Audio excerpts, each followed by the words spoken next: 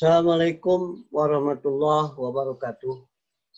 Saudara-saudara mahasiswa, mahasiswi yang berbahagia. Saya ingin mengenalkan nama saya, barangkali ada yang belum kenal nama saya, Dr. Baharudin, Master Hukum. Untuk mengikuti kuliah advokasi pemerintahan pusat, daerah, termasuk juga mempelajari MK, mata kuliah hukum konstitusi. Terlebih dahulu Anda harus mengetahui sistem pemerintahan. Sistem pemerintahan itu terbagi dua, ada sistem pemerintahan presidensil dan sistem pemerintahan parlementer. Apa bedanya? Sistem pemerintahan presidensil, presiden sebagai kepala negara sekaligus juga sebagai kepala eksekutif. Masa jabatannya tertentu, peak eksekutif, kalau di Indonesia ini 5 tahunan. Harus diselesaikan 5 tahun menjabat presiden.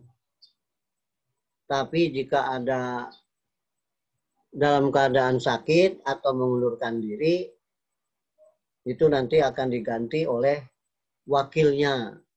Tetap 5 tahun juga. Ini pengertian dari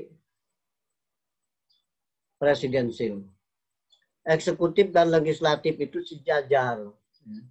Sejajar. Jadi sama-sama kuat. Nah ini. Ya. Kemudian sistem pemerintahan parlementer, presiden, raja atau ratu ini sebagai lambang saja, kepala negara, simbol negara. Adapun pemimpin pemerintahan atau eksekutif adalah Perdana Menteri yang membawahi kabinet-kabinet. Legislatif, eksekutif tidak sejajar ya di sini, lebih kuat parlemennya, legislatifnya daripada eksekutifnya, karena pada suatu saat kalau ada muslim tidak percaya, maka pemerintahan itu nanti akan dibubarkan. Kemudian diadakan pemilu kembali, agak rapuh kalau sistem parlementer ini. Nah, selanjutnya Anda perlu mengetahui juga suatu negara itu harus ada konstitusi, harus ada undang-undang dasar. Bagaimana bisa berjalan itu roda pemerintahan atau lembaga-lembaga negara yang ada kalau tidak ada konstitusi? Konstitusi itu adalah hukum dasar yang tertulis ya sebagai pedoman yang isinya prinsip-prinsip dasar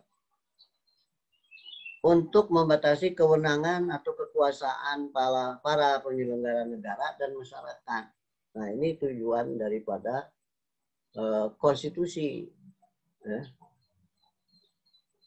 Fungsi konstitusi itu adalah untuk membatasi kewenangannya dari para pejabat negara. Nah, ini perlu diperhatikan. Kemudian ada makna konstitusionalisme. Secara konstitusional, negara Indonesia itu menganut pembatasan kekuasaan pemerintahan dalam Undang-Undang Negara Republik Indonesia 1945. Ditegaskan dalam penjelasan umum. Sistem pemerintahan negara yaitu Indonesia berdasarkan atas hukum atau Rechtsstaat, tidak berdasarkan kekuasaan belaka atau Machtstaat. Penyelenggaraan negara didasarkan pada hukum, didasarkan pada undang-undang dasar, disebut dengan paham konstitusionalisme. Ya, ini. Adapun fungsi-fungsi konstitusi Anda bisa baca di sini nanti di buku Jimli Asidiki, silahkan. Ya, ada beberapa fungsi yang Anda sendiri bisa membacanya dan memahaminya. Saya tidak akan menjelaskan lebih rinci. Macam-macam konstitusi, ada konstitusi tertulis dan konstitusi tidak tertulis. Konstitusi tertulis itu ada tulisannya, ya, ada pasal-pasal, ada ayat-ayatnya, ada bisa dibaca. Kalau konstitusi tidak tertulis, tidak ada tulisannya, seperti di Inggris, New Zealand, dan sebagainya negara itu.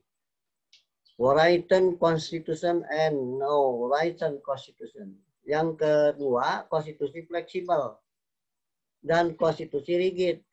Kalau fleksibel itu konstitusi yang dinamis, ya, bisa fleksibel menghadapi tantangan zaman, perkembangan zaman, dinamis. Ya.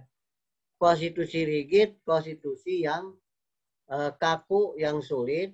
Jika di amandemen, konstitusi itu memerlukan persyaratan-persyaratan tertentu. Misalnya harus hadir anggota DPR itu sepertiga. Pas diumumkan nanti harus hadir 2/3 dari anggota DPR yang ada di MPR. Nah, ini namanya rigid ya. Kemudian konstitusi derajat tinggi, konstitusi tidak derajat tinggi. Ini biasa disebut supremasi konstitusi. Konstitusi itu dibuat oleh lembaga negara yang sah. Dibuat oleh rakyat untuk rakyat. Dari rakyat, oleh rakyat untuk rakyat. Kemudian lembaganya yang legal. Seperti konstitusi Undang-Undang Dasar 45 yang pertama kali dibuat oleh siapa? Badan Konstituante, ya, disahkan oleh PPKI. Nah, itu yang pertama kali. Setelah itu kewenangannya adalah di MPR, Majelis Permusyawaratan Rakyat. Konstitusi Serikat dan Konstitusi Persatuan. Konstitusi Serikat ini berlaku di negara serikat. Seperti di Amerika ada negara dalam negara. Konstitusi di negara-negara bagian ada perbedaan sedikit dengan negara pusatnya, aturan-aturannya. Kalau konstitusi negara persatuan seperti Indonesia, dari pusat sampai daerah itu masih sama, ya, tidak ada beda. Konstitusi sistem pemerintahan presidensil dan konstitusi sistem pemerintahan parlementer, ini sama tadi apa yang telah saya jelaskan di awal, beda sistem pemerintahan presidensil dan parlementer, ciri-cirinya. Silahkan dibuka kembali. Demikian, ini penting bagi kita sebelum kita membahas kepada fungsi kepala daerah, ya, kepala daerah provinsi, kabupaten, kota, dan sebagainya. Semoga berkah dan manfaat. Assalamualaikum warahmatullahi wabarakatuh.